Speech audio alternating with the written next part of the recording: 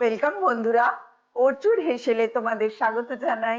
আজ তোমাদের সামনে আমি যে রেসিপিটা দেখাবো সেটা হলো গোবি মাঞ্চুরিয়ান। এই গোবি মাঞ্চুরিয়ান করার জন্য যে উপকরণগুলো লাগবে সেগুলো এইখানে সাজানো আছে।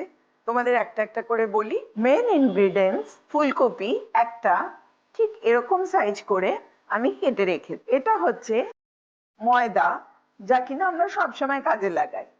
হাফ কাপ ময়দা, হাফ কাপ কর্নফ্লাওয়ার, নুন, রসুন বাটা, এই ছোট এক বাটি আদা বাটা, গরম মশলার গুঁড়ো, লঙ্কার গুঁড়ো, গোলমরিচের গুঁড়ো, এরকম করে চপ করা পেঁয়াজ একটা, আর একটা গোটা ক্যাপসিকাম। আর জল তো লাগবেই সব রান্নাতে, আর সাদা তেল, আর লাগবে টমেটো সস আর সয়া সস। দেখো বন্ধুরা, এটা আমার নিজের হাতে তৈরি একটা ক্রাফটের আইটেম, যেটা আমি সাজিয়েছি এরকম করে আমার সমস্ত প্রয়োজনীয় জিনিসগুলো এর মধ্যে রাখার জন্য। কেমন লাগছে তোমাদের একটু বলো বন্ধুরা। আমি এই একটা ফুলকপির মধ্যে এর পরিমাণ মতো যেরকম নুন লাগে ভাজার জন্য আমি এটা দিয়ে দিলাম। যে আদা বাটা রেখেছি সেটার হাফ বাটি দিয়ে দিলাম। এবার দিচ্ছি রসুন বাটা হাফটা।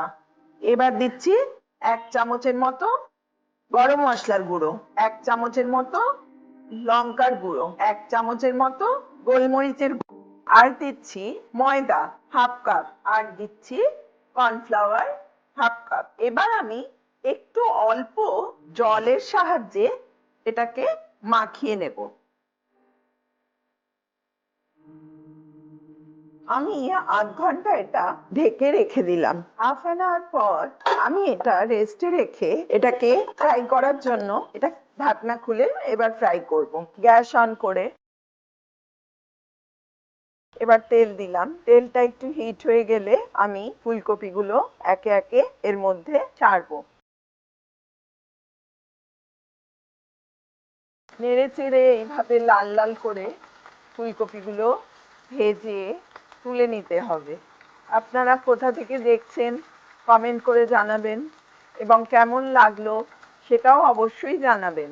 ফুলকপিগুলো লাল লাল করে ভাজা হয়ে গেলে আমি এর মধ্যে এটা তুলে ফেলছি।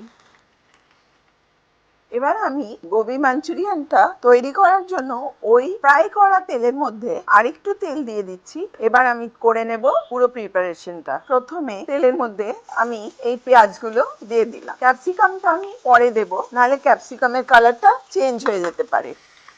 কপিতে তো নুন দেওয়াই ছিল। এবার মশলার জন্য যতটুকু নুন লাগবে ততটুকুই আমি দেব।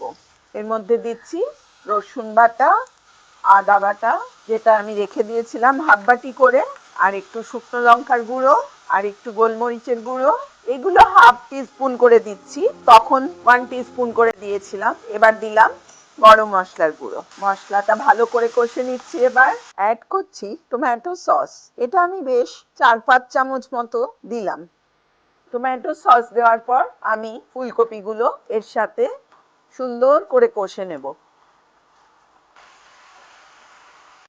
আমি আস্তে আস্তে এর সাথে জল অ্যাড করলাম, যাতে যতটুকু কপিটা সিদ্ধ হতে বাকি আছে সেটা হয়ে যায়। এবার আমি ঢেকে দিচ্ছি, যাতে এটা যতটুকু বাকি আছে ততটুকু সিদ্ধ হয়ে যায়। বন্ধুরা, এবার আমি ঢাকনা খুলে দেখব ফুলকপিটা পুরোপুরি সিদ্ধ হয়ে গেছে কিনা। তারপরে আমি এর মধ্যে ওই যে কোচানো ক্যাপসিকাম গুলো ছিল ওগুলো অ্যাড করব।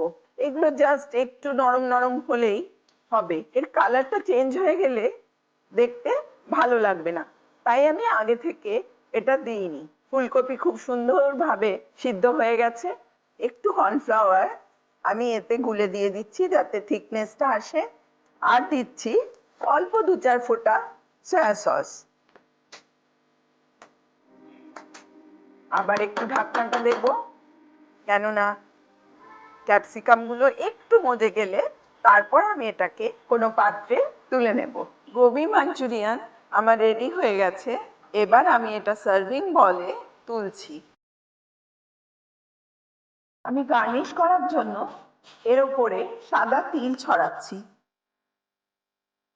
বন্ধুরা দেখো, আমার গোবি মাঞ্চুরিয়ানটা কত ইয়াম্মি লাগছে দেখতে। এটা এখন ফিনিশড। বন্ধুরা, আমার এই রেসিপি যদি তোমাদের ভালো লাগে তোমরা আমার চ্যানেলটা সাবস্ক্রাইব করে নিও আর লাইক দিয়ে আমার পাশে থেকো।